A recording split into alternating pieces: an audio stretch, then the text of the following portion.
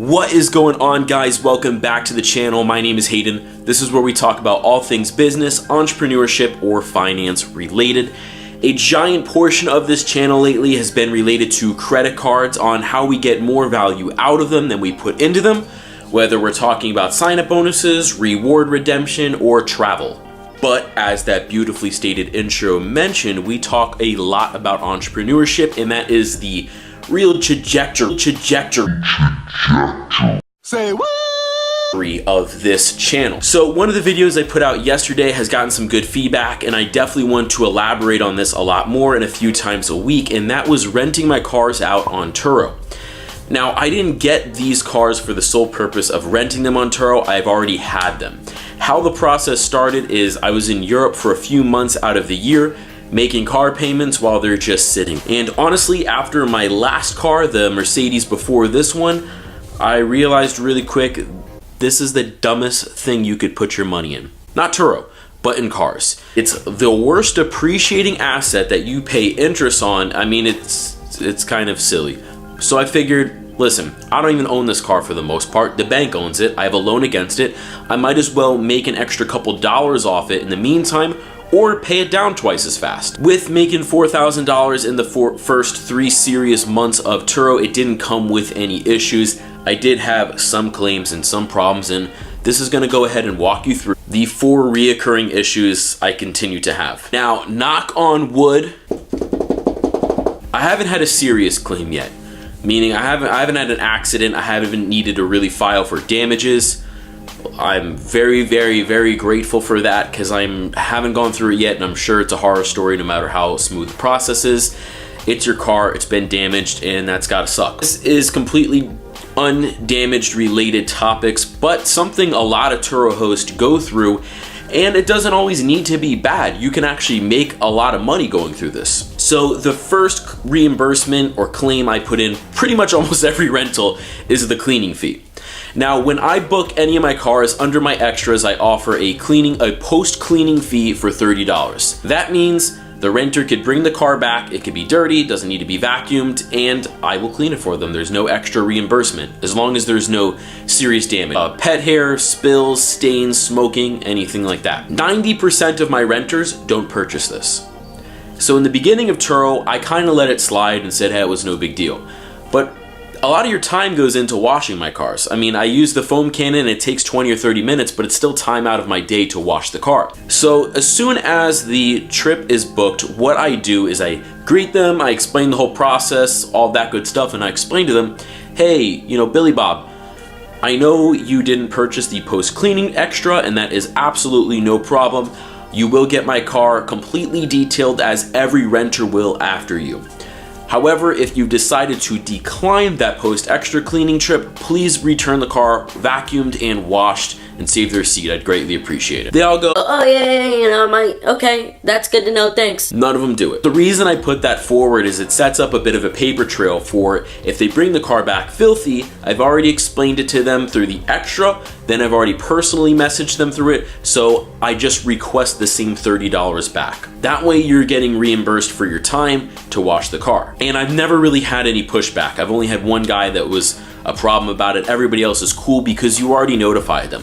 It's not like they're getting some unexpected expense at the end of this. You know, that would be kind of unfair and ethical, and you're never gonna get return business that way. Number 2 is mileage. I set my mileage up to the highest out of the day I can. It's usually about 89 cents. Turo will tell you what it averages on that vehicle. And that way the renter knows, hey, listen, you have this many miles to do. If you're gonna stay around here, you should be okay. If you're taking, you know, a few hour drive, maybe you're going to Disney World or the Keys or something like that, let me know ahead of time.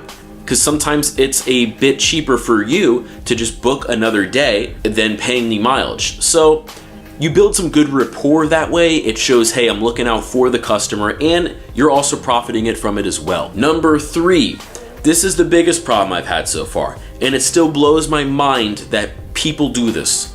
Smoking in the car. All smoking. I don't care if you're smoking cigarettes, marijuana, crack, meth, makes zero difference to me. You're getting the fee. Well, actually, if you were smoking crack or meth in my car, we're probably gonna have a little bit more of a problem than just the $150 fee. But anyway, I have had this happen now on 3 instances. The first instance, the gentleman left his vape in the car. I let him know via app. That way I had a paper trail showing Turo when I put in this request that he did have this device in the car. And this car smelled like rotten pineapples. Honestly, it was worse than cigarettes. I would have rather him smoked a freaking cigar in the car than that. Couldn't get the smell out, so I went ahead, put forward the request to charge him the $150. Now, with a vape, there isn't residue left and there's nothing really to prove to Turo. So Turo did push back a little bit and said we don't really have proof, but since I've already gotten that renter to admit to having that in the car, the process was much easier. Which leads me to a point.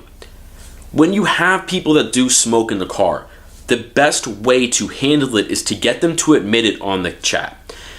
Unfortunately, smell is kind of hard to prove to Turo, and they don't want to pay it out on their side, and they don't want to just charge renters just for the sake of charging them. They want that business more than we do. So what I'll do is say, hey, Billy Bob, did you have a pack of cigarettes in the car or some weed in the car? Because it just smells a little bit.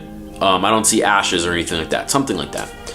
And as long as they admit to it, you can kind of go a little bit more forward. The other 2 issues, one guy definitely smoked weed in the car, which really pissed me off because I'm in Florida, it's not a legal state here. And then if I'm driving around in that car or another one of my renters is driving around that car and they're pulled over and the car smells like marijuana, it opens up a floodgate of problems that nobody wants. So to have the audacity to smoke an illegal drug in somebody else's property blows my mind. And the other one was, of course, cigarettes. So 2 out of the 3 of them didn't even fight back about it. They actually didn't even reply to the request. Turo just went ahead and processed it. So it sucks that people do that to your property. Luckily, nobody really damaged my property, but I was able to make an extra $450 out of it. Now, my 4th point here is the people that show up late and the no-shows. Now, Turo will allow you to charge $25 for every 15 minutes a renter is late.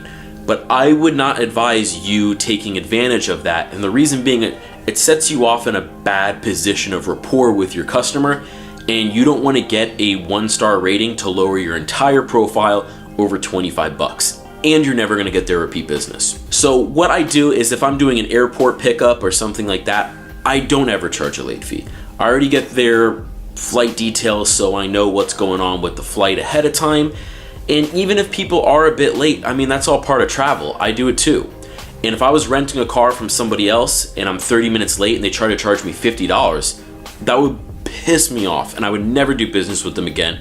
No matter how much I like the car, they're getting a terrible review. However, on the other side of that, what you can definitely get away with doing, and I believe you are in the right place to do it, it's totally justified, is no-shows. I've only had this happen twice where they didn't show up to get the car. If the renter fails to show up for a car and you're showing that you're trying to reach out to them, you're trying to get a hold of them, you call Turo. Turo will try to do it. Again, it sets up a more paper trail. The ride is completely non-refundable. You get all the earnings back. I totally stand by that. Now, as far as returning a car late, that's something that you need to really weigh out as far as risk goes. And the reason I say that is, like, knock on wood, my car has not been stolen. I haven't been put in a position where I thought it was stolen. I know that's always a possibility. So I put a GPS on all of my cars. I don't use it to look at what the renter is doing during the time of the rental. They're all notified that that is on the car, both at booking and at meeting them. It's really just to ensure a car doesn't get stolen, it doesn't get into an accident, or if it's reckless driving, I'm notified. So when a renter says, oh, I'm running 15 minutes late, you know, if you're just at your house or something, that shouldn't be too big of a deal. Now, when they say they're 15 minutes late and they show up 2 hours later with no notification in between, it's messed up your next rental or your plans for the day, I would charge them the fee. I mean, Turo put those restrictions and terms there for a reason to protect both you and the renter, so take advantage of that. But guys, that wraps up all my claims problems I've had with Turo. For the most part, they've actually been not problems. The claims have made me more money and it's not too much of a headache. But let me know what you guys think. Leave a comment down below on what types of issues you guys have had. Did it work in your favor or not? And also, if you're new to Turo, there is a link down below. You get 25 bucks, I get 25 bucks. If you decide to be a host, you will get $75. And if you sign up with that link, give me a message. I'll give you a free consultation. We could talk about the different cars in your area, what I think they would net and gross, and we go from there. So until next time, guys, thank you so much for watching. Oh, wait. If you felt I did the video justice, please consider subscribing, smashing that like button, and I will see you next time. Thank you, guys.